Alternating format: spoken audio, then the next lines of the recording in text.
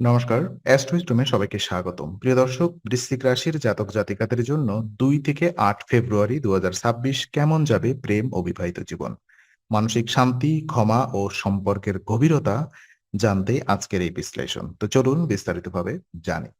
প্রথমত এই সপ্তাহে সিঙ্গেলদের প্রেম জীবন কথা দেখে নিব। তো এই সপ্তাহে বৃশ্চিক রাশির সিঙ্গেলদের জীবনে নতুন মানুষের সঙ্গে পরিচয়ের সুন্দর সুযোগ তৈরি হতে পারে।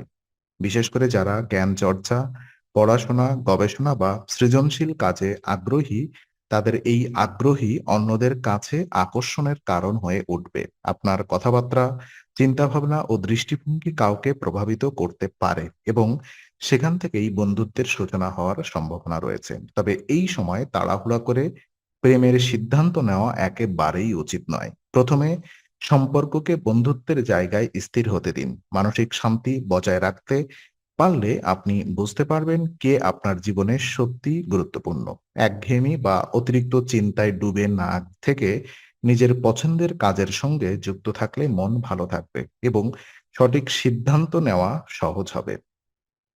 সপ্তাহের শেষে প্রেমের বিষয়ে ইতিবাচক অনুভূতি তৈরি হওয়ার সম্ভাবনাও প্রবল। আর ওদিকে প্রেম জীবন নিয়ে যদি দেখি, তো যেসব বৃশ্চিক রাশির জাতক জাতিকারা ইতিমধ্যেই প্রেম সম্পর্কে রয়েছেন, তাদের জন্য এই সপ্তাহটি আত্মসমালোচনা ও সম্পর্ককে নতুনভাবে বোঝার সময়।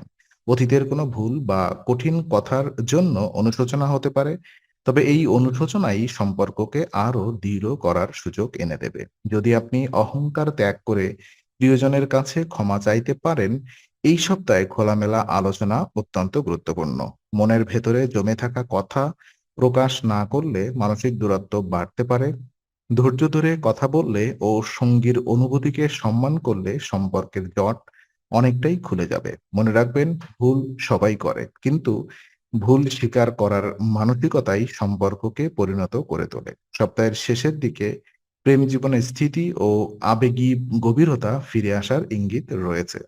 আর ওদিকে বিবাহিত জীবন যদি আমরা দেখি, তো এই সপ্তাহে বৃশ্চিক রাশির বিবাহিত জাতক জাতিকাদের জন্য পারিবারিক পরিবেশ তুলনামূলকভাবে শুভ ও ইতিবাচক থাকবে।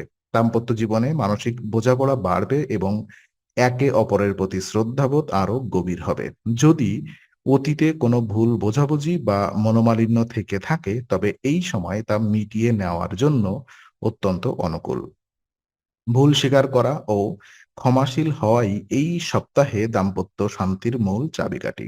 অপ্রয়োজনীয় তর্ক বা অহেতুক সন্দেহ এড়িয়ে চললে সম্পর্ক আরো দৃঢ় হবে। পরিবারের মধ্যে যদি বিবাহ সংক্রান্ত কোনো আলোচনা চলতে থাকে, তবে তাতে শুভ অগ্রগতি দেখা যেতে পারে, যা ঘরের পরিবেশকে আনন্দময় করে তুলবে। শান্ত মন ও পারস্পরিক সম্মান বজায় রাখতে পারলে দাম্পত্য জীবনে স্থায়ী সুখ অনুভূত করবেন।